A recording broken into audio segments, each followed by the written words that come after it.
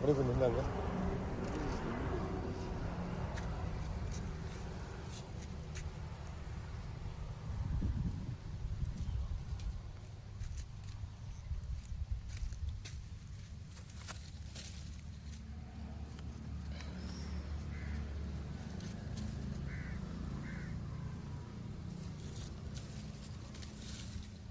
எல்லாம் ஒட்டு ஃபுல்லாக மோல்டிங் ஆச்சுங்க சார்.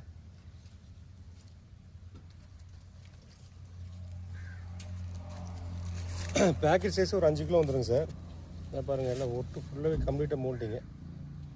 இது எதுவுமே ஃப்யூச்சரில் நமக்கு டேமேஜ் எல்லாம் வராது. நீங்கள் பாருங்கள், இதெல்லாம் பாருங்கள் ஃபுல்லாக எப்படி மோல்டாக இருக்குது. இது கீழே இருந்து சீடுங்க சார். சீடுக்கு மேலே பாருங்கள்